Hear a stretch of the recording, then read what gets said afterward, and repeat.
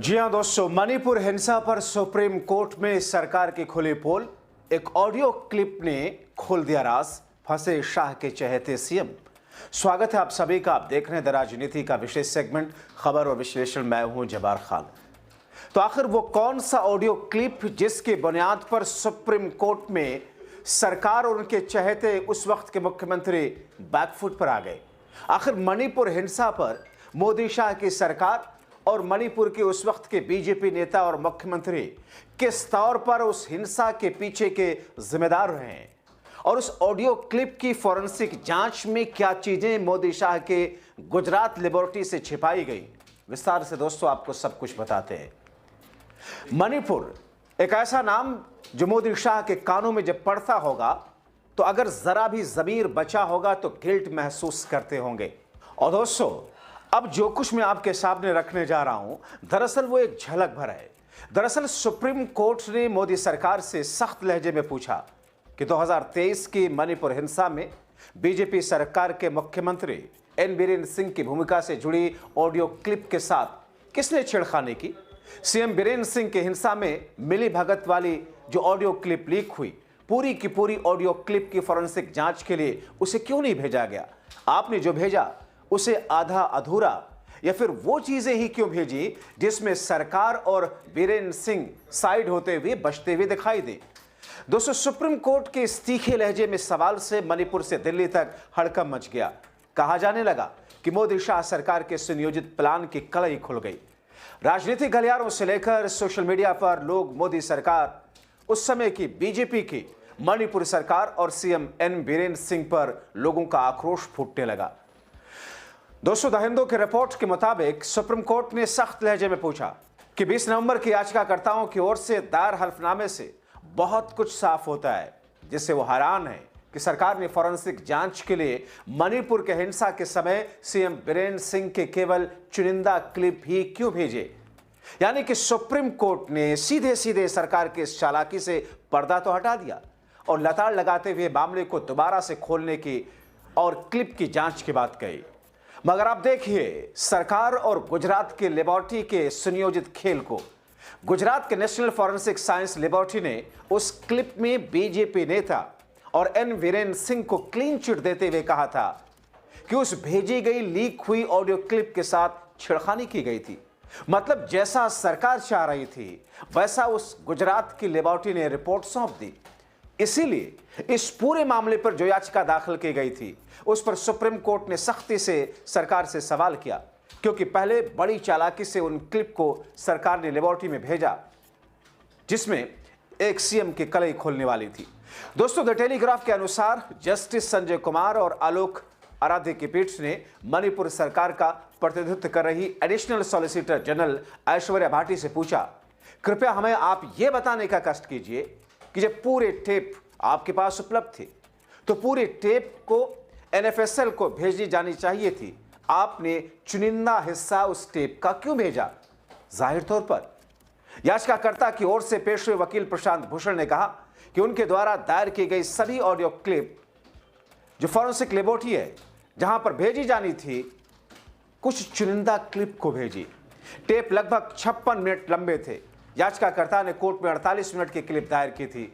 उन्होंने कहा कि बाकी हिस्से में रिकॉर्डिंग करने वाले व्यक्ति की पहचान है और अगर उनकी पहचान बताई गई तो उसकी जान को खतरा हो सकता है।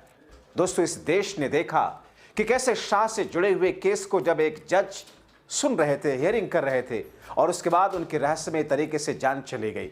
आज भी डॉक्टर सुब्रमण्यम स्वामी भारतीय जनता पार्टी के नेता है। वो खुलकर कहते हैं, शाह के बारे में किसी ने उनसे सवाल किया तो खुलकर कहते हैं कि अगर किसी को टपकाना है तो शिविर शाह का नाम लीजिए।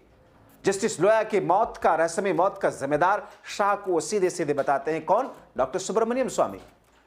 अभी बीजेपी जाने कि एक शख्स जो उनकी पार्टी का नेता है वो अपनी ही पार्टी के नंबर 2 के शख्स के खिलाफ इस किस्म की बातें कर रहा है।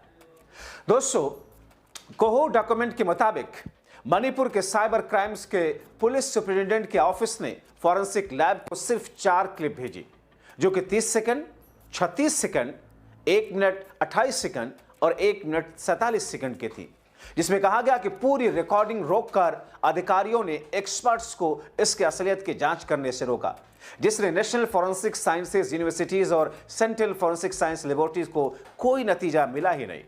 जाहिर है इस मामले के ऐसे स्टेज पर पहुंचने से सत्ता पक्ष समेत जांच एजेंसियां भी बौखला गईं, मगर बावजूद इसके इनकी थिथरई देखिए।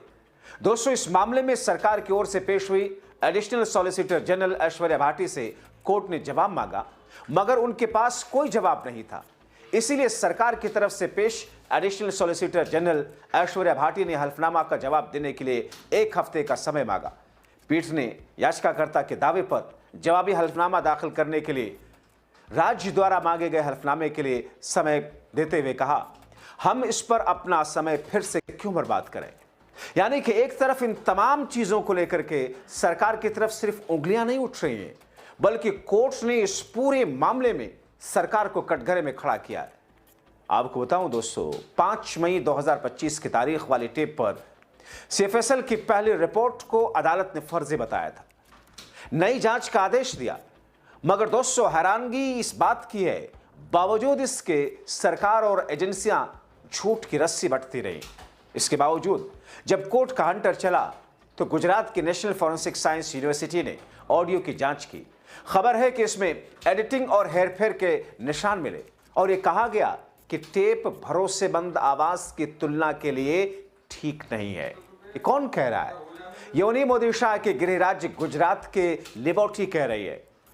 दूसरी ओर कोहर ने ट्रूथ लैब्स नाम की एक प्राइवेट फॉरेंसिक एजेंसी के फॉरेंसिक असेसमेंट पर भरोसा किया, जिसे 48 मिनट 46 सेकंड के रिकॉर्डिंग और यूट्यूब और दूसरे सोर्सेस से कई आवाजों के सैंपल दिए गए।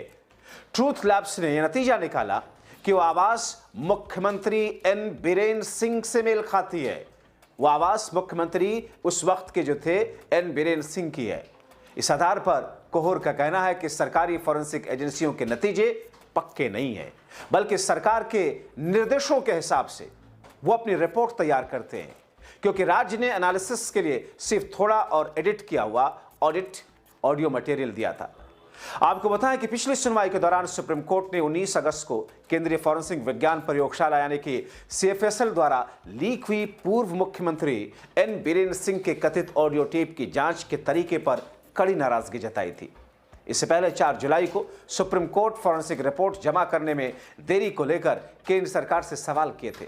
रिपोर्ट अदालत द्वारा मांगे जाने के 3 महीने बाद क्यों नहीं जमा की गई थी? सवाल तो अब भी बना है।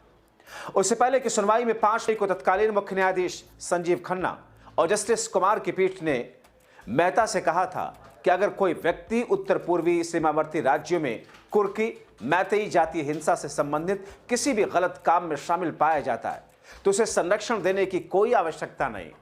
अदालत की टिप्पणी मेहता द्वारा याचिकाकर्ता Kuki organisation for human rights trust यानी कि कोहर की विश्वसनीयता पर सवाल उठाने के बाद आई थी।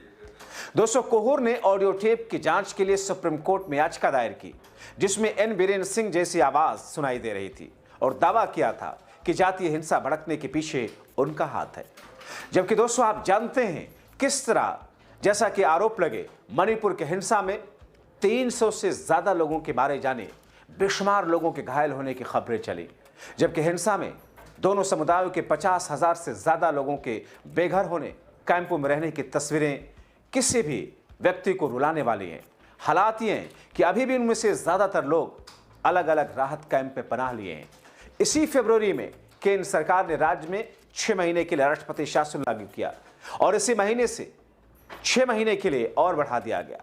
बीरेन सिंह के कार्यालय ने तब यह दावा किया था कि ऑडियो टेप प्रमाणिक नहीं है और उनका उपयोग करने वाले मीडिया संगठनों और अन्य लोगों के खिलाफ कार्रवाई की धमकी भी उन्होंने दी थी।